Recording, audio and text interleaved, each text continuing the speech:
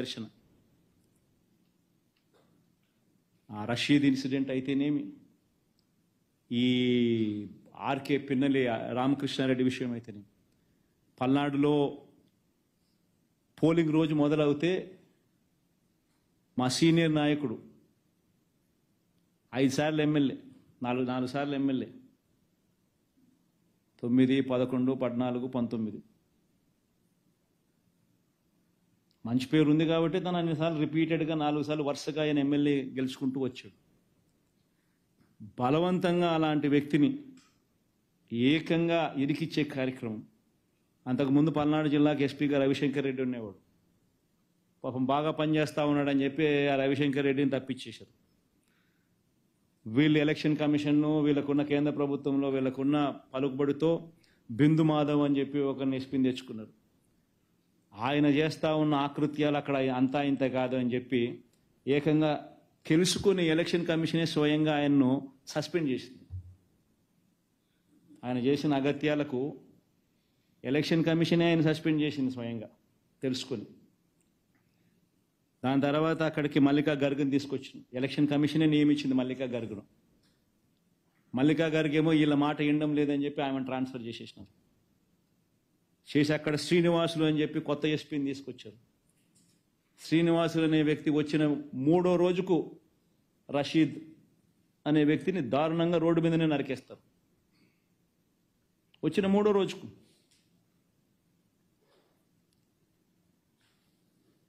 అసలు ఏ రకంగా జరుగుతూ ఉందంటే, ఇప్పుడు ఆ స్లైడ్ ఏమో, ఆ రెడ్ బుక్ స్లైడ్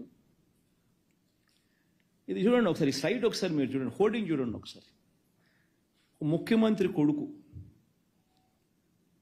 మంత్రి, క్యాబినెట్లో మంత్రి, ఏకంగా రెడ్ బుక్ అని చెప్పి తాను హోర్డింగ్ పెట్టి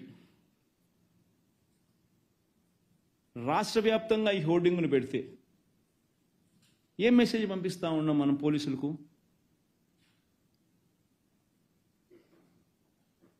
నా లెవెల్లో మొదలు పెడుతున్నాము, మేము హత్యలు చేస్తాము, అత్యాచారాలు చేస్తాము, ఆస్తులు ధ్వంసం చేస్తాము, గొడవలు చేస్తాము, పోలీసులు ప్రేక్షక పాత్ర వహించాల్సిందే అని చెప్పినట్టు కాదా? ఎవరైనా కంప్లైంట్ చేస్తే కేసులు పెడితే మీ తోలు తీస్తా అని చెప్పి పోలీసులు చెప్పినట్టు కదా?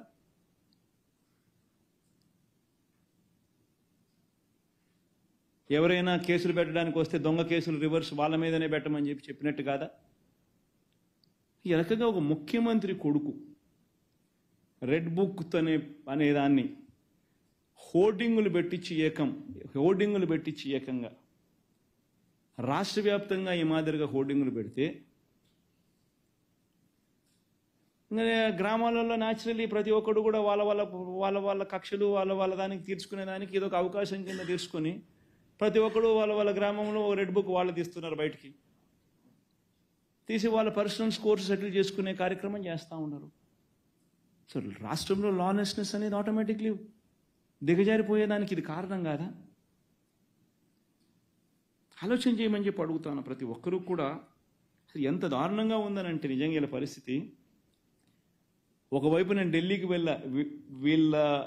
వీళ్ళ అగత్యాల మీద ఢిల్లీలో ప్రొటెస్ట్ చేయడం కోసం నేషనల్ మీడియాని పిలిచి పార్లమెంట్లోని అన్ని ఇంపార్టెంట్ పార్టీస్కి సంబంధించిన నాయకులందరినీ కూడా పిలిచి వాళ్ళందరికీ రాష్ట్రంలో జరుగుతూ ఉన్న పరిస్థితులను ఎక్స్ప్లెయిన్ చేయడం కోసం నేను ఢిల్లీకి వెళ్తే, ఢిల్లీలో నేను ఉండగా ఇక్కడ పెదకూరుపాడులో area market committee chairman, ex area committee, మా హయాంలో మార్కెట్ కమిటీ చైర్మన్ సామిరెడ్డిని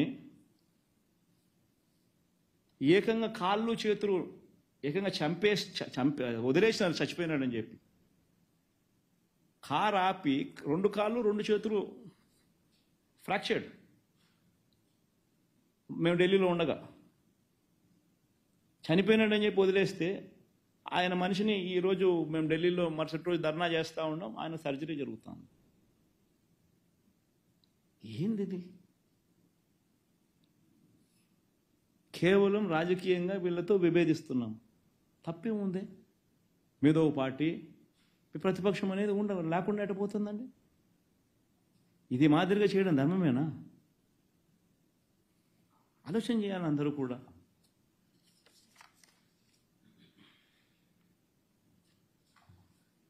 ఈరోజు నిజంగా ఆంధ్రప్రదేశ్ అంటే అరాచకం, ఆటవిక పాలన, రెడ్ బుక్ పాలన. This is the message what you giving. నిజంగా ఈరోజు రాష్ట్రంలో ఏ ఒక్కరూ కూడా రోడ్డు మీదకి రాకూడదు. రాష్ట్రంలో చంద్రబాబు నాయుడు ఇస్తానన్న మాటలు, చేస్తానన్న ప్రామిసెస్, చేస్తానన్న మేనిఫెస్టో హామీలను ఎవరు ప్రశ్నించకూడదు, రోడ్డు ఎక్కకూడదు, అడగకూడదు. ఒకవేళ రోడ్డు ఎక్కి అడిగితే